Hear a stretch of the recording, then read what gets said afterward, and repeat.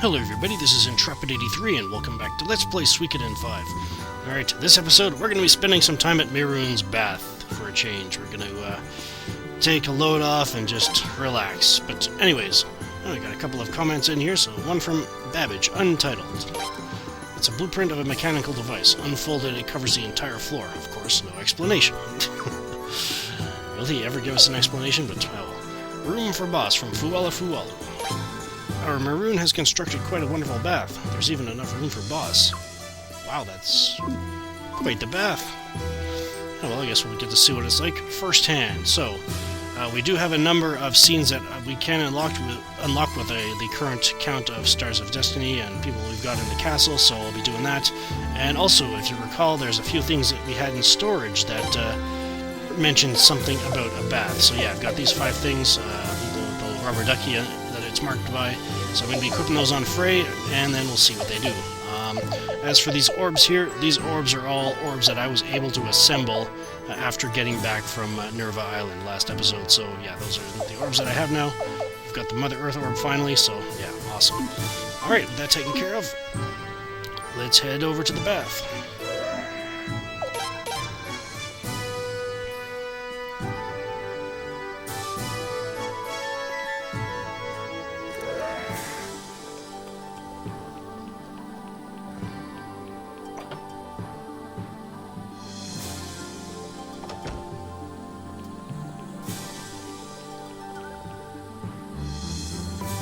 Alright, let's equip the first one and see what it does.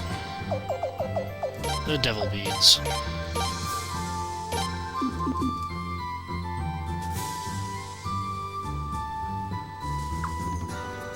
Sure.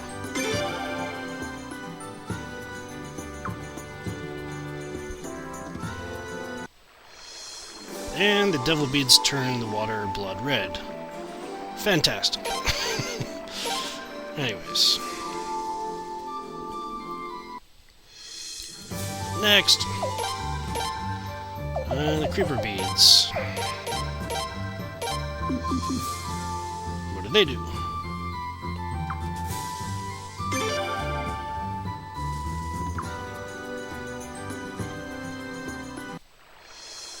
Turn the water green. Alright.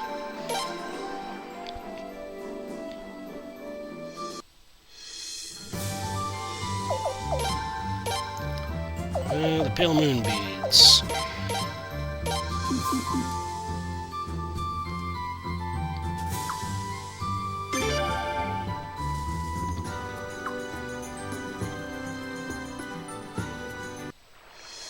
Turns the water dark blue.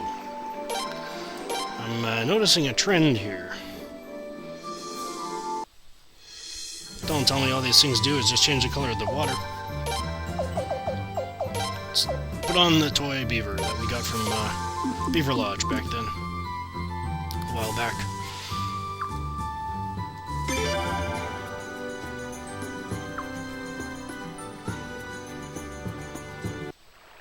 Hey, there's hope for Frey yet. It's not all color dyes. We got a couple of, I guess, toy beavers to play with, I guess. Interesting, I guess. Alright, and finally, this citrus.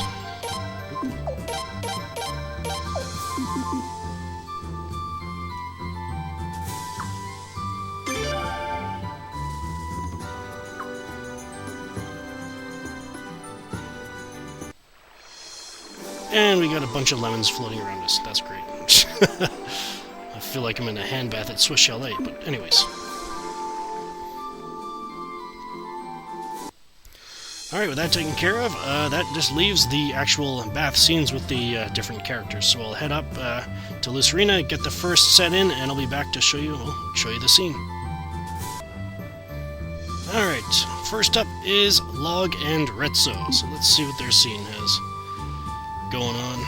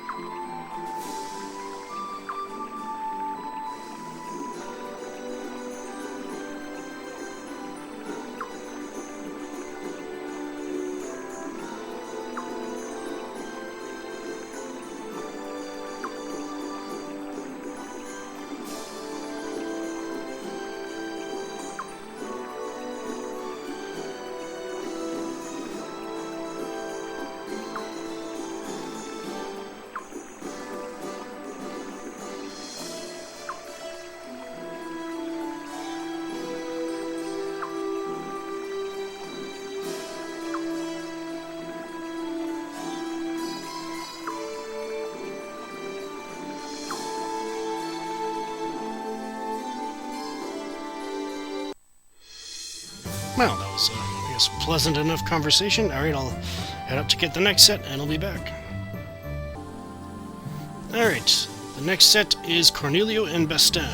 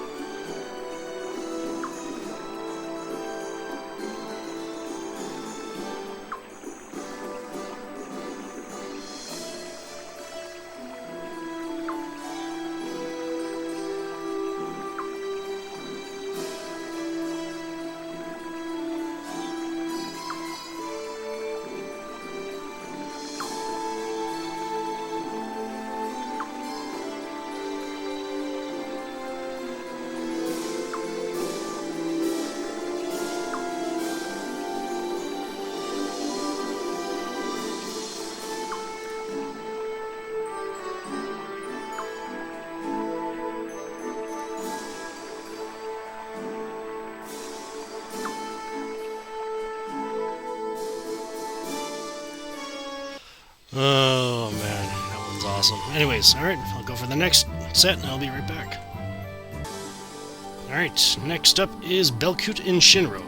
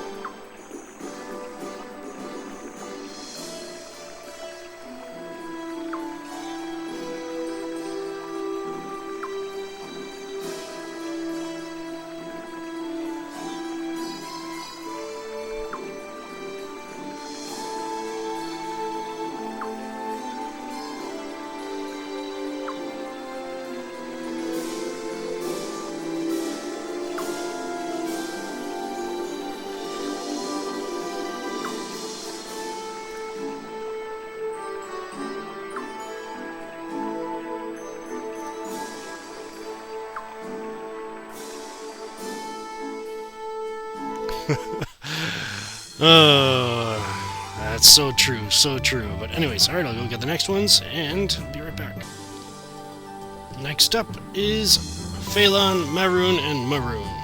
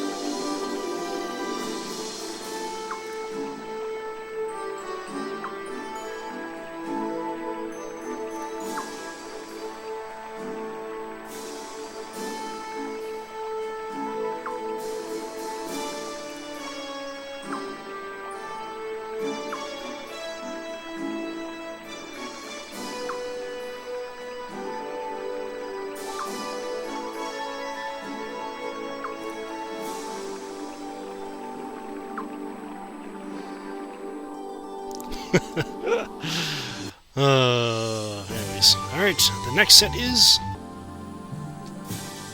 Kisara, Lun, and Subala.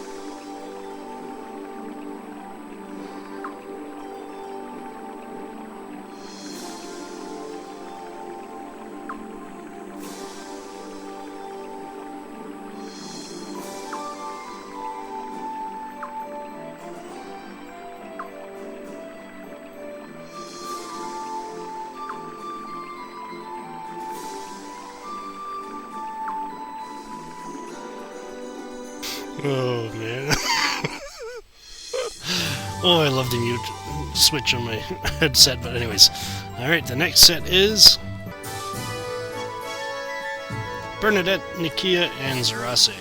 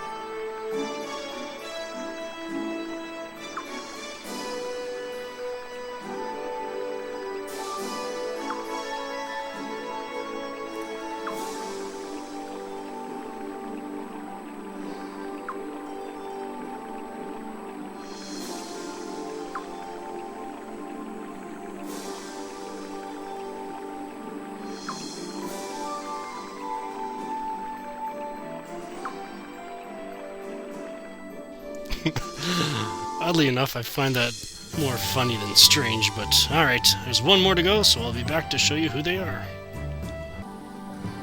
Alright, last and not least, Jean, Lou, and Marina.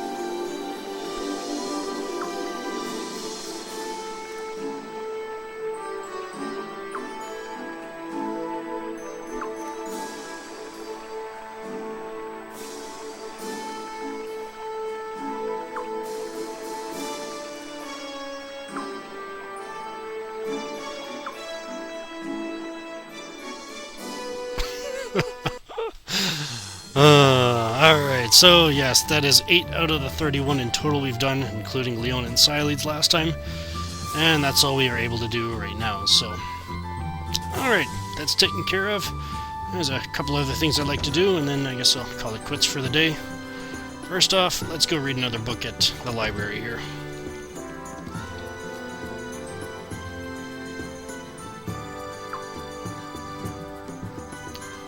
Alright, let's read book number 5, and this one is long.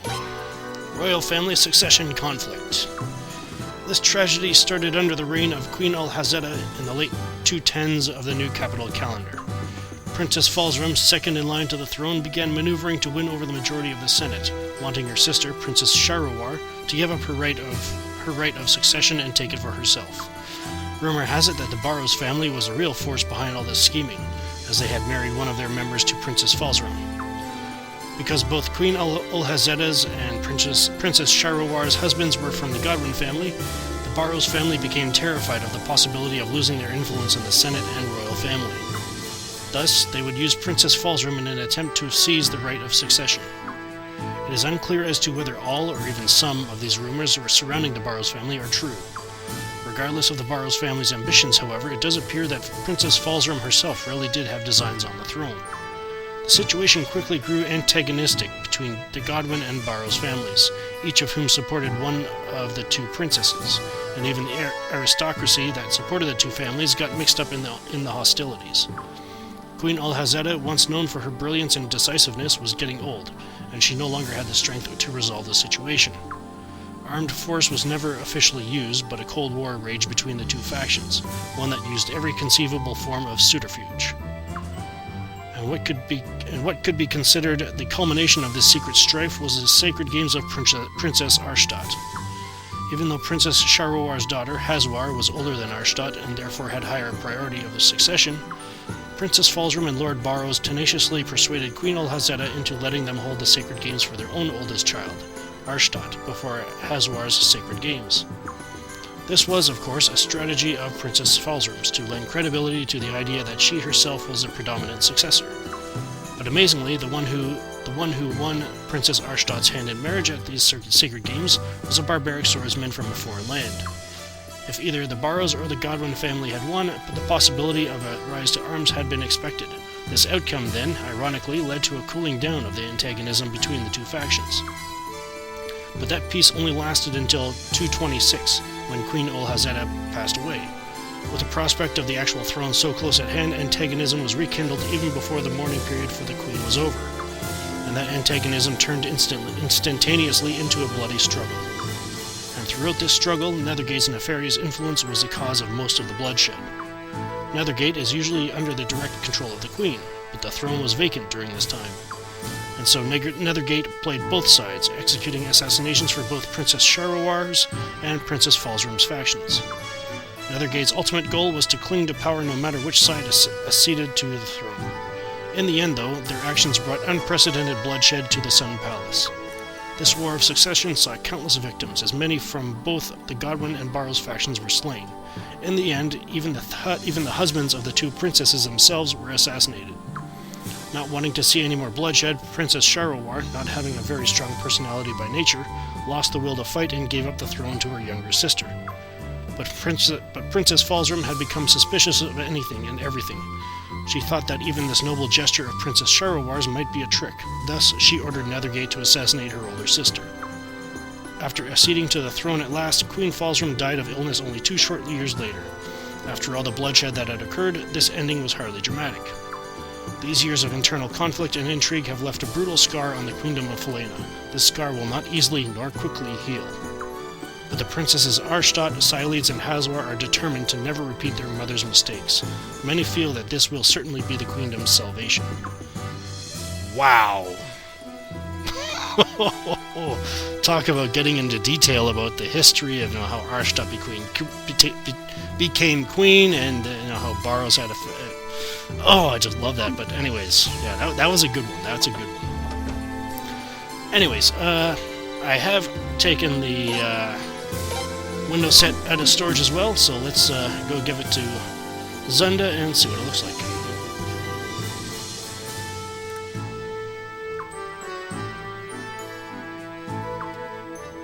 Alright. Ooh, a green one. Take a look. You know, the colors of this one are actually really nice, but again, it's just a little too bright. Oh well, I guess we're going back to number 2 then. Are we ever going to find another window set that I can use other than this one? Oh well. Guess we'll have to keep playing and find out. But anyways, alright, so that's taken care of, so let's head up to Freya's room to check the comment box one more time, and then we'll call it quits. Oh, that's so much quicker. Alright. Anything? Yes, we do. 4 of them. Eating competition from Chuck. I thought I was going to win, but this girl, Nakia, she left everybody else in the dust. Meat from Nakia. The fish Retso cooks is really tasty, but you know, sometimes I'd like some meat to go with it. Alright, interesting. Ingredients from Retso. All these new customers are putting in requests for a much wider variety of foods. There are only so many ways I can prepare the same foods, so we'll have to find some new ingredients. Well, as I get them, Retso, I will hand them over to you. Phelan from Lucerina. Oh boy. The other day he asked about my brother. I thought he would still be mad about how my brother tricked him, but instead he acted very strangely. At the end he smiled and thanked me, saying that was helpful. I wonder what he meant.